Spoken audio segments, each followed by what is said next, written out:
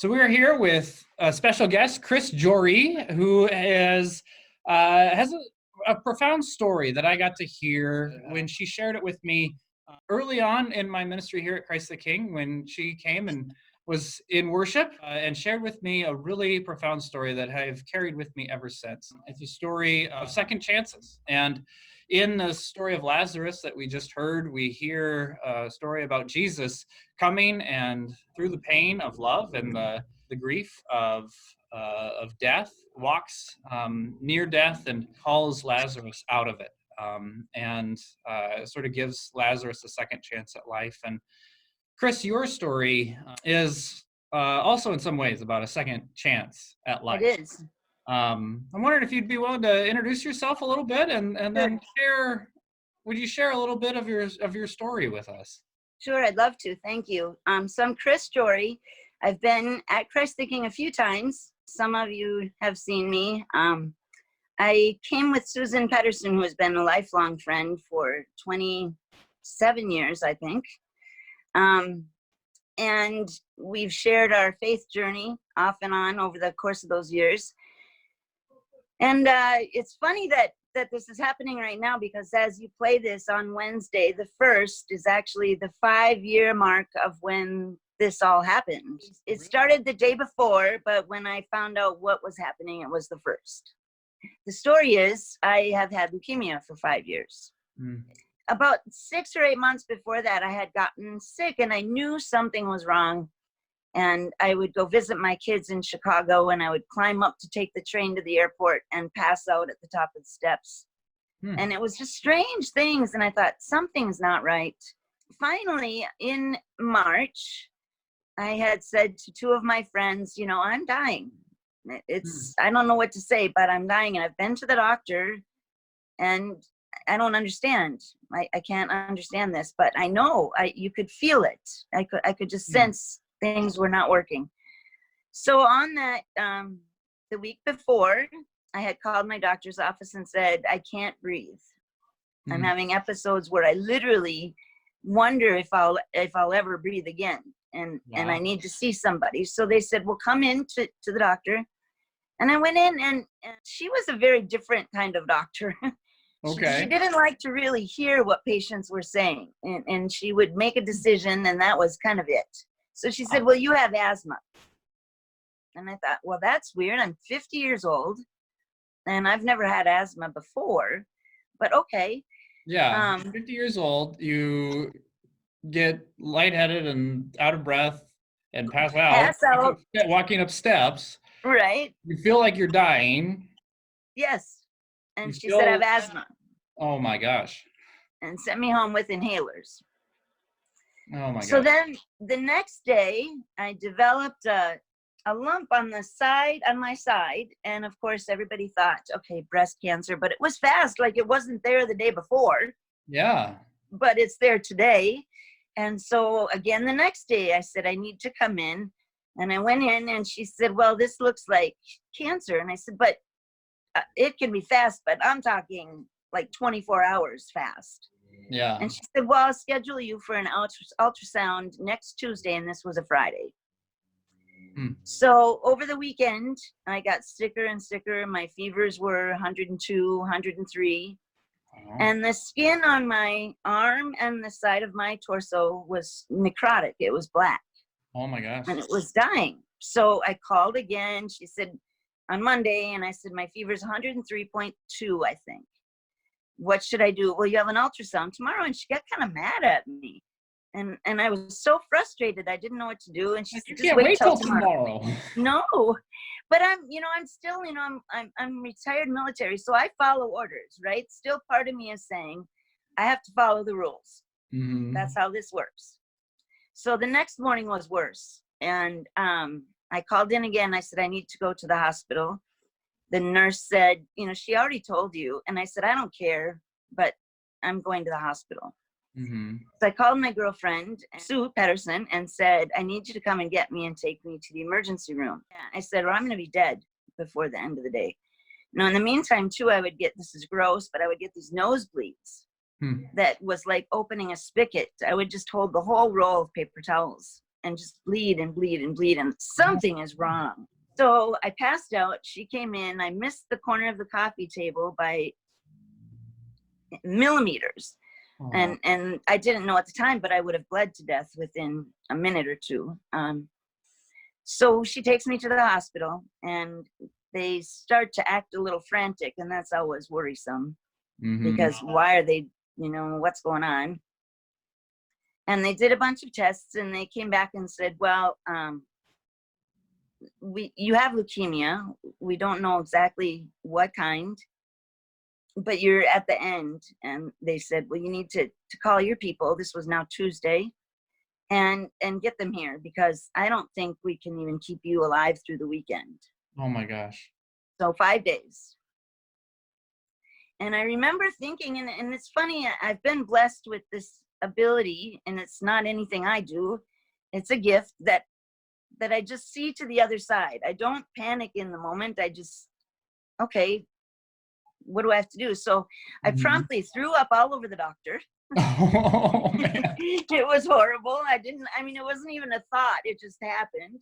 Yeah. And he was okay. He's cool with it. And I looked at him and I said, I don't think so. That's not my plan. And I don't think it's God's plan. So I said, figure out what we have to do and let's go. Just bring it on. And he looked at me and he said, well, okay, but I said, no, I don't think so. Yeah. My little brother was killed when he was 4 and I was 8. It's not like I'm new to this idea of death. It wasn't naivete. It wasn't ignorance. It was just, no. Yeah. Your spirit knew that this wasn't going to be your end. Right. And it was exactly that simple. And at the time, he was a man of no faith. He admitted that to me over the course of several months, and now is, because admittedly, he said, I did everything I needed to do. You did everything you needed to do, but we couldn't possibly have made that happen. It was truly, it was pretty amazing. I spent 7 months in the hospital. You were in the hospital for 7 months then? Well, I would go home for a day or two. I was home 22 days, I think, out of 7 months. So, take us from that day when you, 5 years ago, the doctors said you have basically 5 days to live. And then through that, you made a decision. You knew that day, like, this is not, 5 days will not be right when I die, that God has more in store for me. What did those next 7 months look like? What things were the doctors doing? What did that look like when you would go to the hospital? So within the next couple of days, the problem was now this thing on my side. It became very clear that it was an infection. Okay. And they couldn't identify it. So a little background on leukemia. It affects your blood cells, your white cells, red cells, and your memory. Okay. Platelets. Okay. So for people that might know, my white count was 0.0002. Now a normal white count is like 5 to 15. Oh, so wow. I literally, it was like plasma. I really had no functioning blood. So now I have this infection, and what was happening is it was killing it wasn't cancer, it was an infection, and it was killing my skin and the surrounding tissue. Okay. So we couldn't start chemotherapy while this infection is raging through my body. So how do we do that quickly and then start chemotherapy? So it was a real tricky situation. So it started with dealing with this infection. Right. And then it sounds like you must have been able to get that infection that you were able to clear that up somewhat. Right, somewhat. They had a lot of trouble identifying. In fact, they had to go to the CDC, and it was some strange MRSA staph infection that they don't even see in this country, and I don't know how I got that. Oh, wow. I hadn't been anywhere. Chicago, that was about it. So it was difficult to find antibiotics that would take care of that. And then keep it healthy and drained, because I had no red or white cells to combat anything.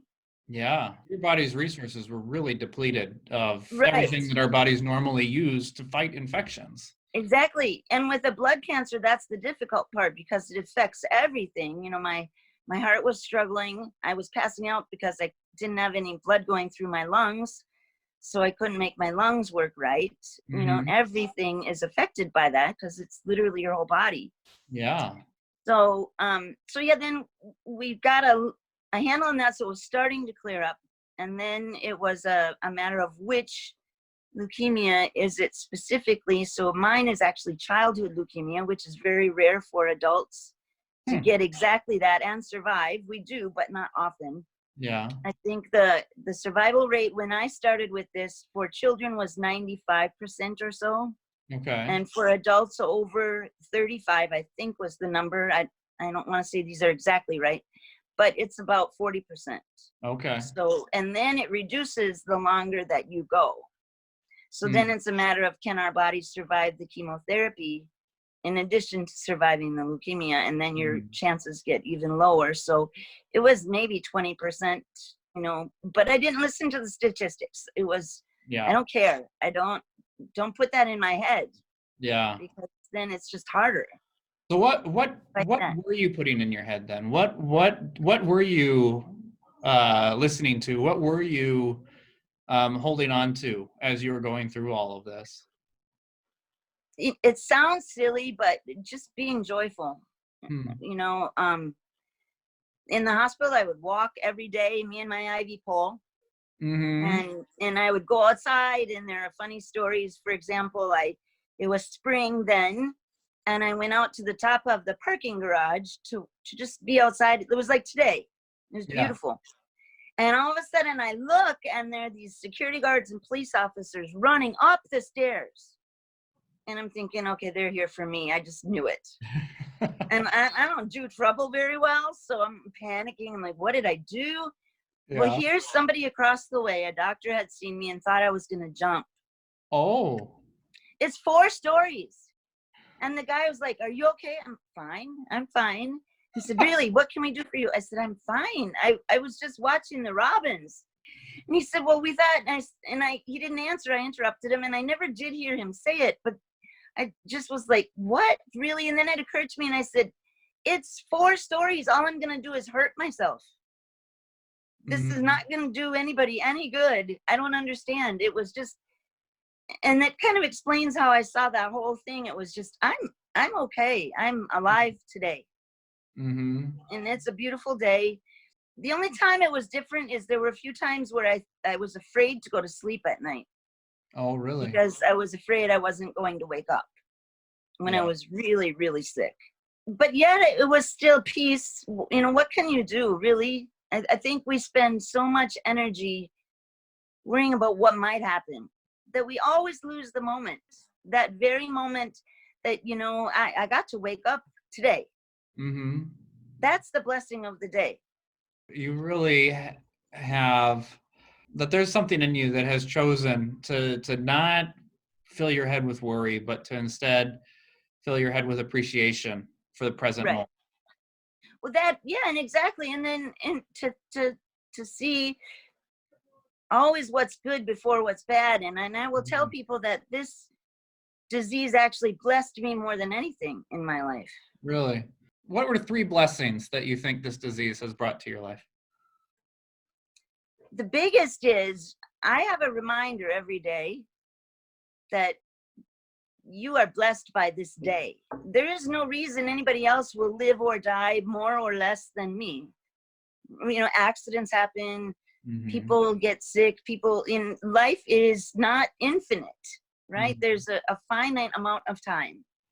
And Mhm. so every day when I look in the mirror, because I'm different now, I'm reminded, okay, I could have been done 5 years ago, and Mhm. I'm not. And I've had people say to me, wow, that you hear them complain it's a bad day. And I'll joke and say, well, if someone tells you you have 4 days to live, I'll listen because I know what 5 is. They go about their lives and they don't slow down and pay attention and see the Mhm. sunshine or love their children or their partners. They don't take that time to really accept the gift that is of that day. And I think to me, that's the biggest blessing. Yeah. The second is an understanding of what it is to truly be afraid. I'm not going to say I wasn't afraid. There were times where I was very afraid, and an understanding of pain and fear that comes with being really sick.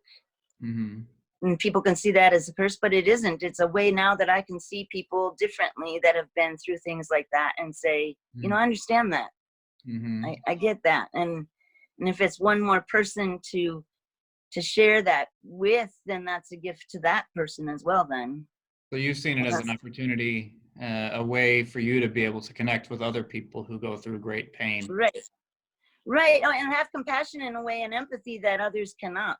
And I think then the third would be all of that together is, you know, as a person of faith and people without faith, I'm not sure how they process this, but we have a responsibility to live our best life.